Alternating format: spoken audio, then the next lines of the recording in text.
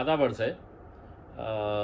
आज आपके बीच आने का वजह जो है वो आप जानते हैं। मैंने जैसा सोशल मीडिया के ज़रिए बताया था, हमने एक कॉल दिया था कि ये 27 नवंबर को हम मुंबई चलेंगे।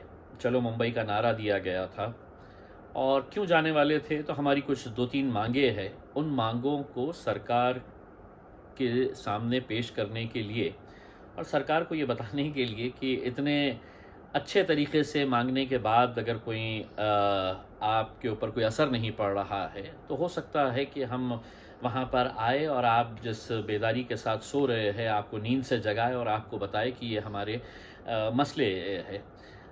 लेकिन हमको यकीन था कि इतनी आसानी से हमको तो वहाँ पर बुलाया नहीं जाएगा करके, क्योंकि हुकूमत में बैठे जितने भी लोग हैं, ये वो लोग हैं जिन्होंने हमेशा से ही मुसलमानों के ताल्लुक़ से ये समझा है कि ये तो हमारी जागीर है और इनको हम फुटबॉल की तरह खेल सकते हैं। जब विपक्ष में रहेंगे तो हमारा रोल अलग रहेगा, जब सत्ता में आएंगे तो हम बिल्कुल इनको नज़रअंदाज करेंगे। तो यही कुछ पिछले कई सालों से, बल्कि यूँ कह सकते हैं कि हम 70 सालों से यही खेल खेला जा रहा है। हमने जो कॉल दिया था उसके पीछे मकसद क्या था? उसके पीछे मकसद यही है कि जब बॉम्बे हाई कोर्ट ने ये आदेश दिया था, फरमान जारी किया था, रूलिंग दिया था कि मुसलमानों को एजुकेशन के अंदर 5% रिजर्वेशन देना चाहिए। क्या वजह है कि सरकार इस मुद्दे के ऊपर पूरी तरह से खामोश है? किसको रिजर्वेशन और देना, नहीं देना, हम कहीं पर भी किसी भी जात, किसी भी धर्म और किसी भी मज़हब के ख़िलाफ़ नहीं बात कर रहे हैं। लेकिन अदालत में जब ये मामला आया और अदालत के अंदर पूरी रिपोर्ट्स पेश की गई, तो अदालत ने बहुत बारीकी से इसको समझा और उसने ये बताया कि मुसलमानों का सोशो इकोनॉमिक एजुकेशन लेवल जो है महाराष्ट्र के अंदर वो बहुत नीचे है, इसीलिए 5% इन्हें एजुकेशन के अंदर रिजर्वेशन मिलना चाहिए करके। हमको उम्मीद थी कि ये मिलेगा। 2 साल हो गए हैं शिवसेना, कांग्रेस और एनसीपी की सरकार को आके, लेकिन हम इंतज़ार करते रहे कि आज बोलेंगे, कल बोलेंगे। हम पार्लियामेंट के अंदर इनके नेताओं को सुन रहे हैं तो सिर्फ मुसलमानों के रिजर्वेशन के बारे में जिक्र तक नहीं किया जा रहा है।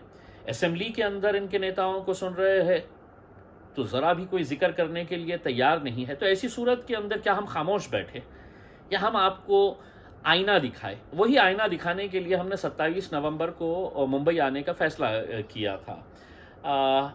लेकिन 2 दिन पहले मुंबई पुलिस की तरफ से एक पत्र दिया गया है जिसके अंदर ये कहा गया है कि चूंकि कोरोना चल रहा है और इसलिए ये परमिशन नहीं दी जा सकती है करके। अब सवाल ये पैदा होता है कि पिछले हफ्ते औरंगाबाद में शिवसेना, जिसकी सत्ता है महाराष्ट्र के अंदर, जिसका मुख्यमंत्री है महाराष्ट्र के अंदर, उनकी पार्टी की तरफ से एक भव्य मोर्चा निकाला गया, क्रांति चौक से लेके गुलमंडी तक भव्य मोर्चा। पुलिस की परमिशन नहीं थी उसे, पुलिस की परमिशन नहीं थी उसे। वो मोर्चा उन्होंने बगैर परमिशन के निकाला। ये एक अलग बात है कि एक जोक था उनका जो मोर्चा निकालना, क्योंकि सत्ता में बैठी पार्टी सड़क के ऊपर इसलिए उतरी है कि महंगाई बहुत हो गई है, हम महंगाई के विरोध में मोर्चा कर रहे हैं। तो सवाल ये पैदा होता है कि अगर आप सत्ता में बैठे हैं, उस कुर्सी के ऊपर बैठ के अगर आप महंगाई को कम नहीं कर पा रहे हैं, तो वो कुर्सी के ऊपर बैठने का आपको कोई अधिकार नहीं है। लेकिन सिर्फ जनता की आंखों में धूल झोंकने के लिए बहुत भव्य मोर्चा निकाला गया। उनके बम्बई के मंत्री नेतागण यहाँ पर आए, 2-2 मंत्री उसके अंदर शामिल, और पूरा इलीगल मोर्चा था, उसके अंदर पुलिस की परमिशन नहीं ली गई थी। उसी दिन नागपुर के अंदर जो विरोधी पक्ष है, देवेंद्र फडणवीस साहब की भारतीय जनता पार्टी ने नागपुर में एक मोर्चा निकाला, भव्य मोर्चा निकाला, कुछ आंदोलन भी किया। उसको भी कोई परमिशन नहीं थी, उन्होंने परमिशन मांगी ही नहीं, परमिशन उनको मिली ही नहीं, परमिशन लेना ही नहीं चाहते थे, लेकिन वो उनका जो आंदोलन था वो उन्होंने किया। पिछले हफ्ते राष्ट्रवादी कांग्रेस के जो गद्दावर नेता है अजीत पवार साहब, उन्होंने पुणे ज़िले के अंदर एक जनसभा को संबोधित किया। उन्होंने एक बड़ी जनसभा थी, उसके अंदर पब्लिक मीटिंग थी, उन्होंने उसको संबोधित किया। अब स्वाभाविक है उनको परमिशन तो मिली होगी उसमें, लेकिन हमारा ये कहना है कि अगर हम मुंबई आना चाह रहे हैं, हम अगर जो लोकतंत्र के अंदर, जो डेमोक्रेसी के अंदर, जो कॉन्स्टिट्यूशन के अंदर जो मुझे राइट दिया गया है, हम सबको राइट दिया गया है कि हम अपना एहतजाज पीसफुल तरीके से, शांतिपूर्ण तरीके से, पूरे अमन के साथ अगर हम करना चाहें तो क्यों नहीं कर सकते हैं? क्या कोरोना सिर्फ हमारे लिए है? या उद्धव ठाकरे साहब अगर षणमुखानंद हॉल के अंदर दशहरा मेड़ावा ले सकते हैं तो वायरस के साथ उनकी बात हुई है कि नहीं, मैं षणमुखानंद हॉल के अंदर नहीं आऊंगा, लेकिन जब ये आएंगे मुंबई को तो मैं बराबर वापस आऊंगा करके। तो ये कैसी अजीब किस्म की है। देखिए, इसकी निचोड़ अगर देखा जाए तो ये है कि ये समझते हैं कि हम बिखरे हुए हैं, ये समझते हैं कि हम कमज़ोर हैं। और ये बात कुछ हद तक सही भी है, क्योंकि 2 दिन पहले जब यहाँ पे हमने औरंगाबाद के अंदर एक कॉन्फ्रेंस रखी, situating development of Muslims in Maharashtra, उसमें बहुत बड़े बड़े हमने वक्ताओं को बुलाया, स्पीकर्स को बुलाया, और उन्होंने बताया कि हमारा सोशो इकोनॉमिक, एजुकेशनल, पॉलिटिकल हमारा क्या हालत है मुसलमानों की महाराष्ट्र के अंदर। तो ये पूरा डेटा के साथ दिया। उसके बाद जब प्रेस कॉन्फ्रेंस हो रही थी तो एक पत्रकार ने बैरिस्टर असदुद्दीन अवैसी साहब से पूछा कि आप मुंबई जाने का नारा दिए हैं, आपके पीछे कौन लोग हैं, कौन है आपके साथ? आपके साथ तो कोई भी नहीं है। तो एक तरीके से उसने ये सवाल नहीं किया, बल्कि इस महाराष्ट्र के मुसलमानों के मुंह पे एक तमाचा मारा और ये कहा कि तुम तो इतने बिखरे हुए हैं, तुम कहाँ इकट्ठा हो सकते हैं। देखिए, जब हमने ये नारा दिया चलो मुंबई का, तो हमने ये नहीं कहा कि ये कोई सियासी जमात इसका नेतृत्व कर रही है, ये एक पॉलिटिकल पार्टी ने है तो ये नारा दिया है। अब ये महज एक इत्तेफाक हो सकता है कि पूरे महाराष्ट्र के अंदर 48 लोकसभा की सीटें हैं और उसमें से एक ही मुस्लिम एमपी चुनकर आता है, एक ही, और वो इत्तेफाक से मैं हूं एमआईएम पार्टी का। तो जब एक ही एमपी है तो नेचुरल है कि मैं ही इसके साथ चलूंगा। अगर कांग्रेस और एनसीपी अगर मुसलमानों को सही में अगर अपना हक दिलाती, अधिकार दिलाती, 2-4 उनके भी एमपी इस पार्टी से चुनकर आते, तो मैं कहता हूं कि तुम इसका नेतृत्व करो, मैं एक कार्यकर्ता बनकर तुम्हारे साथ जोड़ूंगा करके उसमें। तो जब हमने ये नारा दिया तो हमने हर एक को कहा कि आप किसी भी पार्टी से ताल्लुक़ रख सकते हैं, आप किसी भी जमात से ताल्लुक़ रखते हैं, किसी भी संगठन से ताल्लुक़ रख सकते हैं, आपको एमआईएम से नफ़रत हो सकती है, आप करिए नफ़रत उसमें, लेकिन ये जो मुद्दे हम लेकर जा रहे हैं ये मुसलमानों से जुड़े हुए मुद्दे हैं। मुसलमानों से जुड़े हुए मुद्दे मतलब रिजर्वेशन का मुद्दा है, मुसलमानों से जुड़े हुए मुद्दे मतलब 93,000 एकड़ ज़मीन महाराष्ट्र के अंदर है और उसे देखभाल करने के लिए पूरे महाराष्ट्र के अंदर वक्फ बोर्ड के अंदर कितने कर्मचारी काम करते हैं, तो महज 24 लोग काम करते हैं, 24 लोग काम करते हैं। यानी कि इसका मतलब ये है कि सरकारें चाहे किसी की भी हो, ये चाहते हैं कि वक्फ की हमारी ज़मीनें इनके कोई रिश्तेदार को मिल जाए, इनके कोई दोस्त को मिल जाए, किसी धन्ना सेठ को मिल जाए, और हमारा जो हक़ है इन ज़मीनों के ऊपर, गरीबों का जो हक़ है, वो हक़ इनसे छीन लिया जाए करके। तो हम क्या ये सवाल नहीं कर सकते हैं सरकार से जाके कि आप क्यों हमारी वक्फ की ज़मीनों को इस तरह से लुटता हुआ देख रहे हैं? कहीं ना कहीं हमको खड़े रहने की ज़रूरत है। किसी ने एक सवाल किया कि अगर ये वक्फ की ज़मीनें अगर हमको मिल जाती है, कुछ पैसा अगर हमको सरकार दे देती है, मैं तो ये कहूँगा सरकार से कि ये वक्फ की ज़मीनें हमें दे दे, और फिर उसके बाद आपका जो बजट आता है साल का, उस बजट के अंदर से माइनॉरिटी को जो बजट दिया जाता है वो बंद कर दीजिएगा, 0 पे लेके आ जाइएगा। बल्कि एक ऐसा सिचुएशन हम तैयार करेंगे कि कुछ पैसे तो हम सरकार को भी दे सकेंगे अगर वक्फ की ज़मीनें पूरी हमारे वापस मिल जाए तो। लेकिन ये है कि कोई नहीं करना चाहता है। जिस तरह से अलग अलग जाति धर्म के लोगों के लिए है तो एक स्कीम चलाई जाती है, चाहे वो बार्टी हो या दूसरे अलग अलग जिस तरह के ये होते हैं कि जहाँ पर जितने भी स्कीम्स हैं उन सबको एक ही छत के नीचे रखा जाता है। तो हमारी मांग ये है कि एक मुसलमानों के लिए भी, माइनॉरिटीज़ के लिए भी जितनी स्कीम्स अलग अलग सरकारी स्कीम्स जो चलाई जाती है उसको एक छत के नीचे लाया जाए करके। तो ये हमारी कुछ मांगे है। लेकिन फिर सवाल यही पैदा होता है कि कोरोना उनके लिए सब माफ़ है, वो अपना सभा भी ले सकते हैं, वो अपना आंदोलन भी कर सकते हैं, वो अपना मोर्चा भी निकाल सकते हैं, और जितने सारे बड़े बड़े दिग्गज जिन लोगों ने किए हैं ये विदाउट परमिशन के किए हैं।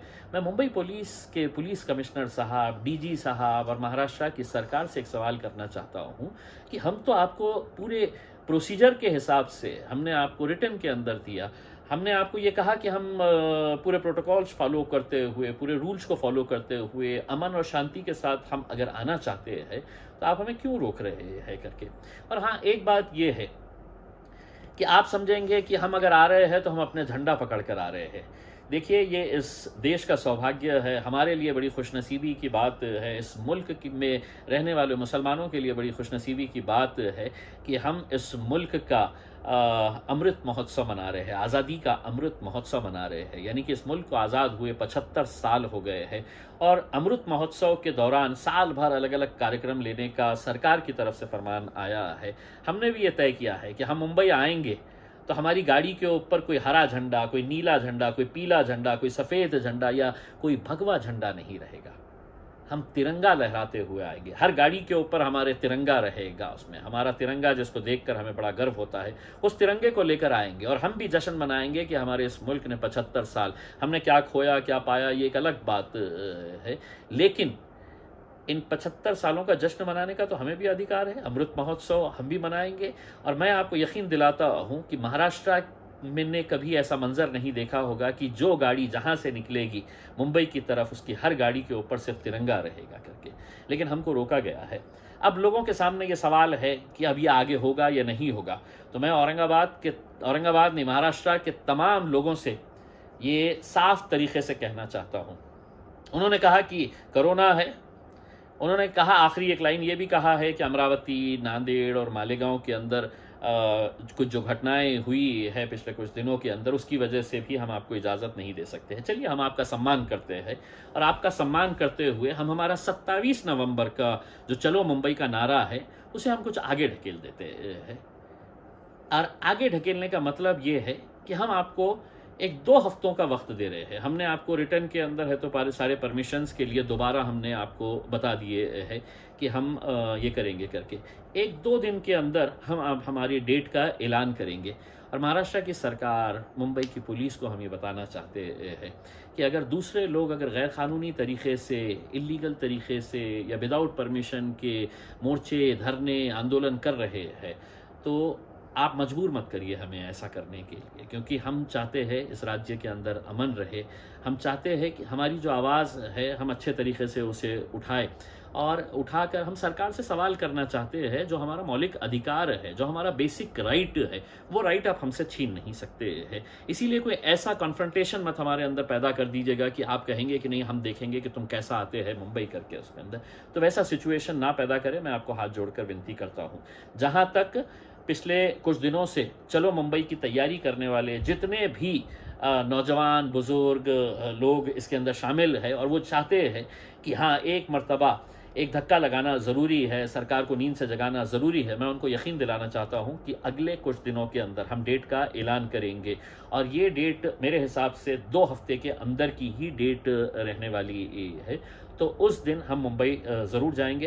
अगले 2-3 दिनों के अंदर मैं खुद मुंबई जाऊंगा। मैं मुंबई के वरिष्ठ अधिकारियों से मुलाकात करूंगा और उनसे ये विनती करूंगा कि आप हमको ये कार्यक्रम हमारा जो भी है उसको लेने के लिए आप हमारे को इजाज़त दीजिए करके। लेकिन ज़ोर ज़बरदस्ती और सिर्फ इस तरह के अगर आप हमको देंगे तो फिर कानून जो है वो मुंबई के पुलिस कमिश्नर साहब, मैं आपको बताता हूँ, director general of police Maharashtra, मुख्यमंत्री साहब, गृह मंत्री साहब, आपको एक बताता हूँ कि अगर शिवसेना अगर गैर कानूनी तरीके से अगर विदाउट परमिशन के मोर्चा निकाल सकती है, बीजेपी निकाल सकती है, आपकी राष्ट्रवादी कांग्रेस सभा ले सकती है, बड़ी सभा, तो कानून सबके लिए इस मुल्क के अंदर बराबर है। उनके लिए कोई अलग कानून बना है और मेरे लिए कोई अलग कानून बना है, ऐसा हो नहीं सकता है। हम कानून की बहुत इज्जत करते हैं, इसीलिए आपसे अदबन गुजारिश कर रहे हैं। और दूसरे जितने भी नौजवान चलो मुंबई के लिए कॉर्नर मीटिंग्स ले रहे हैं, गाड़ियाँ तैयार कर रहे हैं, जितने भी लोग हैं, मैं आप कहूँगा कि अब सिर्फ चलने वाली बात नहीं होगी, अब तो हम मुंबई आ रहे हैं, ये तय कर लीजिएगा उसके अंदर। और किसी भी कीमत के ऊपर हम मुंबई आ रहे हैं, ये तय कर लीजिएगा। पूरे जोश के साथ आप लोग जो काम कर रहे हैं, हाँ, इतना ये है कि हमको ये यकीन प्रशासन को दिलाना होगा कि हम जो भी करेंगे पूरे शांतिपूर्ण तरीके से करेंगे, डेमोक्रेटिक वे से करेंगे, पूरा पीसफुल तरीके से करेंगे और ज़रूर करेंगे। तो इसलिए अपनी तैयारी जारी रखिएगा। बस इतना ही कहने के लिए मैं आप लोगों के बीच में आया हूँ। बहुत बहुत शुक्रिया। खुदा हाफिज़।